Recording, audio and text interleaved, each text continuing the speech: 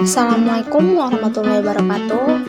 Perkenalkan sebelumnya, nama saya Sa'diah. Pada bab yang ke-16 sini saya akan membahas mengenai perjalanan haji dari masa ke masa. Sejarah haji di Nusantara dimungkinkan oleh adanya dua faktor utama, yaitu pertama, hubungan pelayaran perdagangan di antara Nusantara dan Hijaz yang mulai ramai sejak abad ke-11, dan yang kedua, terbentuknya komunitas muslim Nusantara yang dimulai di Aceh dengan berdirinya Samudra Pasai pada abad kesekian.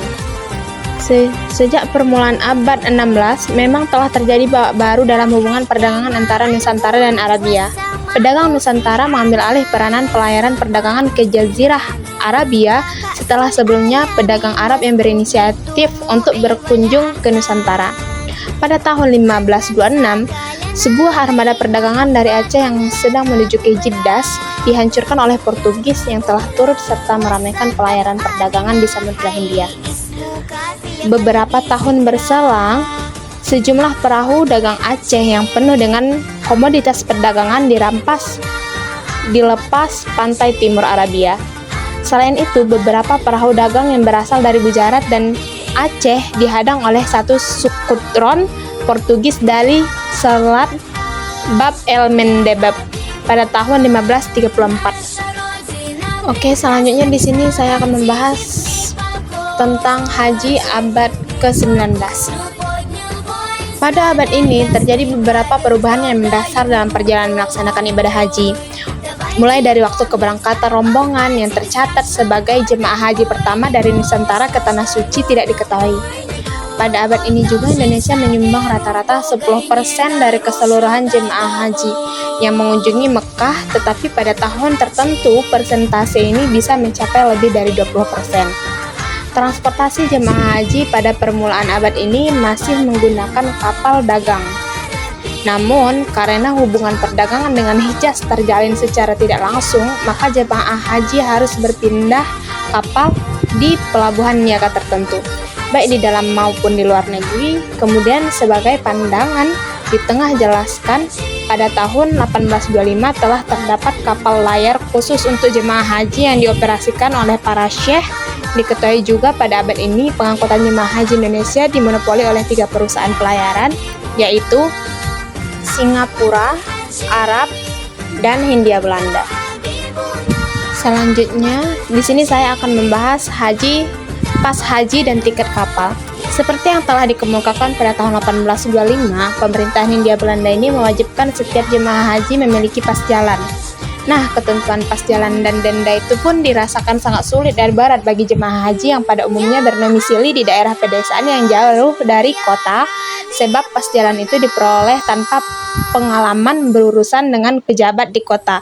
Meskipun demikian, ketentuan tidak menghambat orang bertekad untuk melaksanakan haji. Tiket kapal pergi pulang atau retur bijiten. Sejak tahun 1874, jemaah haji ini diharuskan membeli tiket kapal pergi dan pulang yang dalam dokumen Belanda disebut retur bijiten, yang dimaksud untuk mengontrol dan memudahkan jemaah haji ketika akan kembali ke tanah air. Oke, kemudian di sini saya akan membahas politik haji pemerintahan Hindia Belanda.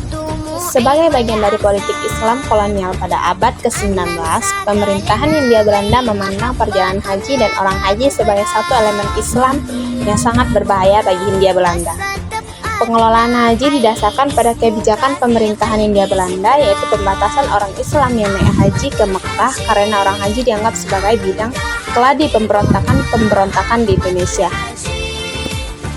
Namun ada juga di sini pembahasan tentang perampokan jemaah pada saat haji.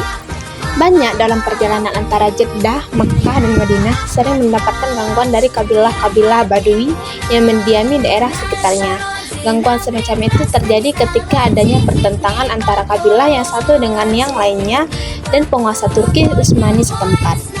Selain itu, sering terjadi peristiwa perampokan terjadi di jalur antara Mekah dan Jeddah yang memakan korban jemaah sampai meninggal dunia. Peristiwa semacam ini tentu akan mengganggu keamanan dan kenyamanan perjalanan haji dan telah menimbulkan banyak kerugian di kalangan jemaah haji. Berlanjut pada pembahasan kita haji abad ke-20. Pada masa ini, pertengahan abad ke-20, banyak orang Indonesia melaksanakan haji meskipun pada tahun-tahun tertentu terjadi penurunan secara drastis. Bertambahnya jumlah jemaah haji pada masa kolonial selain disebabkan oleh faktor-faktor yang telah disebutkan terdahulu, juga disebabkan oleh faktor yang dominan yakni daya tarik ibadah haji itu sendiri. Nah, kita lihat profil jemaah haji sendiri. Sebagian besar jemaah haji pada pertengahan pertama abad 20 berasal dari Pulau Jawa dan Madura. Tetapi jika dibandingkan dengan jumlah penduduk daerah luar Jawa, maka daerah yang disebut terakhir lebih unggul. Kebanyakan jemaah haji Jawa dan Madura berasal dari kelompok santri atau masyarakat yang berdiam di sekitar pusat-pusat pendidikan Islam. Biaya perjalanan haji sendiri itu diperoleh dari beberapa usaha. Yang pertama, penjualan haji, perkebunan dan pertanian. Yang kedua, perdagangan di tanah air maupun dalam perjalanan haji. Yang ketiga, pinjaman dengan jaminan tertentu. Yang keempat, upah dan tabungan yang udah disiapkan oleh para jemaah haji sendiri.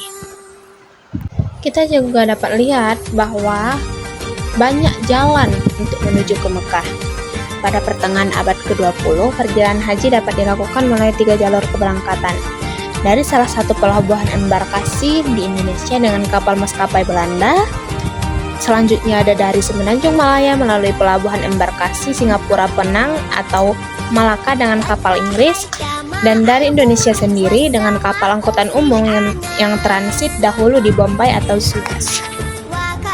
Perjalanan haji sendiri dalam pengangkutan jemaah haji dimonopoli oleh perusahaan-perusahaan pelayaran Belanda yang bergabung dalam kongsi 3, yaitu Nederland, Rotterdam, dan Ocean Maatschapppij.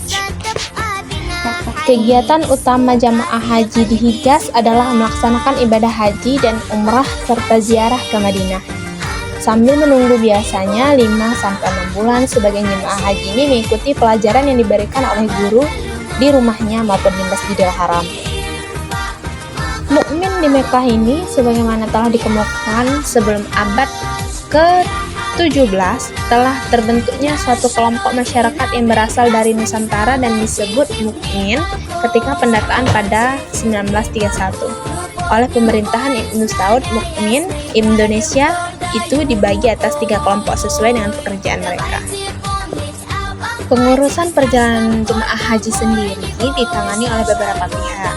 Berdasarkan berbagai ketentuan dari Gubernur Jenderal, jemaah haji harus memiliki kelengkapan administrasi yang disiapkan oleh aparat pemerintahan daerah di Indonesia. Pemerintahan Arab Saudi memandang jemaah haji sebagai tamu Allah, karena itu perlu dilayani dengan sebaik-baiknya. Dengan visi seperti inilah nanti pemerintahan Arab Saudi lebih menekankan misinya pada penambahan dan perbaikan fasilitas haji agar perjalanan haji jemaah ini dapat berjalan dengan lancar. Berlanjut kepada pembahasan kita yang terakhir, pengaruh haji. Dalam bidang politik sendiri, pengaruh haji ini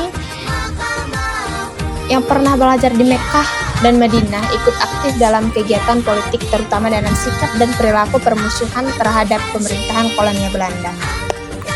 Di bidang ekonomi, pengaruh haji dalam bidang ekonomi perjalanan haji dalam paruh pertama abad ke-20 sudah mempengaruhi pertumbuhan ekonomi rakyat pedesaan melalui etos kerja keras dan hemat. Kegiatan menabung sudah dibiasakan di kalangan orang-orang yang ingin berhaji.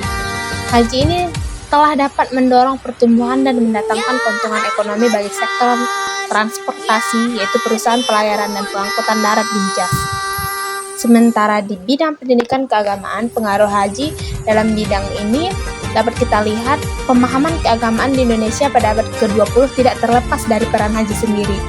Pendidikan keagamaan yang udah mulai modern dengan sistem klasik, pengetahuan agama dan pengetahuan sekuler dalam kurikulum serta modal sekolah barat telah diperkenalkan.